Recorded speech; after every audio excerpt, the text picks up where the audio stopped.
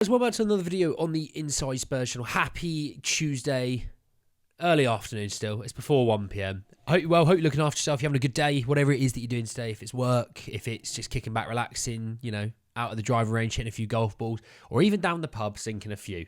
I hope you enjoy it and look after yourself. In this video, we're talking a little bit about sort of a defender in, defender out situation. So we're talking a little about Japhet Tanganga, bit of an update around his situation, and probably the likelihood of him being sold in the summer, as well as interest in a new fullback, shockingly, from the Serie A. I want to give you a bit of an update about who he is, what his play style's like, what you'd expect from him. So plenty to talk about, plenty to get into. Just want to say though, if you're new, give subscribe. You're very much welcome to join us for the journey. And I'm actually going to start with, I'll start with Tanganga. I think that's what I'm gonna do. So look, Japhet Tanganga obviously on loan at Mill at the moment in the Championship. Kind of went there when they're sort of mid-table. They had a dip of form where brought right into that ridiculous relegation battle, and they're three wins on a bounce, and I think they've secured safety. If not, it is pretty much done. And he's had a huge part to it. I mean, on his own, obviously, there's been the fact that he's been a massive key point in their defence, but also he has scored in massive wins against fellow relegation rivals Birmingham City, as well as beating promotion-chasing Southampton. I think it was in the last minute. It was incredible, and he's had a great loan spell. Millwall really like him as well, which those sort of things do help. He's more than capable of playing for a better Championship side. That isn't a dig at Millwall. I'm just saying for a side that maybe is fighting for playoffs or even further, I think he can play a massive part. I say the same thing with Ashley Phillips. I think they both can play a massive part in a promotion push for a team in the Championship. Now, the key thing with Japhet Tanganga obviously is coming into this summer. This is his last summer under contract for Spurs. His contract expires in the summer of 2025. So when we look at this situation, is he getting extended or is he getting sold? That's the two ways you go about it, right? I don't think that's shocking to him. I don't think I'm going to sit here and make people go, ooh, I've not thought about that, scratching their chins. But I think he does move on. I think he moves on permanently. I think Spurs get somewhere between 8 to 10 million.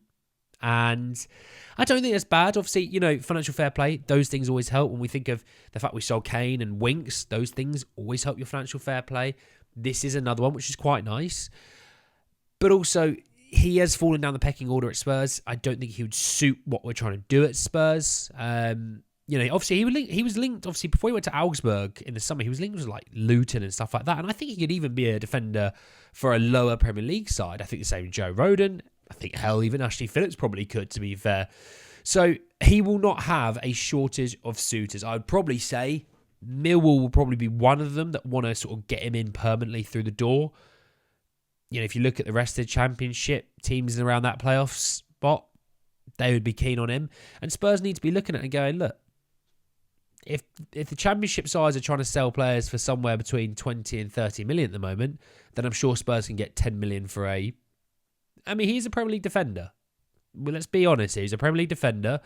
He has had some success being a Premier League defender as well. So I think we should be looking for about 10 million for Japhet Tanganga. So there is that. Right, I want to talk about the guy that's new. And he is new. I've not talked about him before. And there's a caveat to this. So this game of Team Talk said that Tottenham are reportedly in preliminary discussions over signing of a Serie A star, Patrick Dorgu, the 19-year-old. And I will just quickly say, I'm going to throw out right off the bat so no one gets up in arms about it. He is a Chelsea fan, okay? But he did speak about the situation, and he said, I've been a Chelsea fan for many years, so of course it's clear that is a dream. That's not to say I can't switch to other teams in the Premier League, but even if things aren't going so well for them right now, they're my team. Well, I like that loyalty, that they're your team. You've picked a rubbish team, but they're your team, right? And I like that as well to say, even though they're my team, this is my job. I will play for another team without any issues. And that's good maturity for a 19-year-old. Now, I'll bring up his stats and everything whilst I'm talking. Now, I definitely see a lot of Destiny Udogie and Patrick Dorgu. Just player style-wise, happy to take people on. Hits the floor in terms of, love sliding in on people. I was quite impressed by that. One thing I did notice is gets forward, by the way, last thing, gets forward really well. whips in good crosses, links up play, hell, he even finishes off moves. I was quite impressed with that. There is one thing, though, and I think this is where a lot of you guys think with Destiny Udogie is quite similar, and I think it's more just age and the fact that they've maybe not played in a system very much or haven't played much at all in their career in terms of high-level football. He gets caught out a little bit, and I think he does what Kyle Walker and Destiny Udogie do a little bit, and they rely on their pace. And obviously, Kyle Walker is the god of all gods when it comes to that sort of thing, where he goes, don't worry, I'll catch him up. I'll give him a 20-yard head start. I'll catch him up. We saw it at Spurs. It allowed Toby Alderweireld just to kind of do his own job and not have to worry about it. But also at the same time, with players getting more and more athletic, you can't just keep relying on the fact that you are just a bit of a phenom. Now, he did get caught out a little bit, but his pace does make up for it. His slide, he doesn't slide in from behind. He sort of slides in from the side and behind and hooks the ball. And, that's one of his, I think probably is one of his best traits is his slide tackling. Physical, he's a big boy as well. So when we talk about Patrick, I'm not even going to try and pronounce his middle name. It's ridiculous. It's quite a difficult one. He's 19 years old. He's born on October 26th in 2004. I know that probably makes a few of you feel sick. He is a Denmark under-21 international as well, which... 19, that's quite impressive. Played 5 times for him. He is a left back that can also play a little bit of wide midfield. Contract expires in the summer of 2027. I believe Lecce, this is where he's at in its Serie A. I believe Lecce bought him for about 200,000. So, good on him. He's played literally just short of 1,300 minutes this season. He's played 29 games, 2 goals and an assist across the Serie A and the Italy Cup. They sort of reckon a fee of around about 20 million. Somewhere in and around that mark would be about right. We speak. I'm going to come back to you. I'm going to get off that so I can see myself as well as you see me. It's a terrible sight. I know. It's awful. The hair this morning or this afternoon is shocking. It's shocking. It's the gym hair. That's what it is.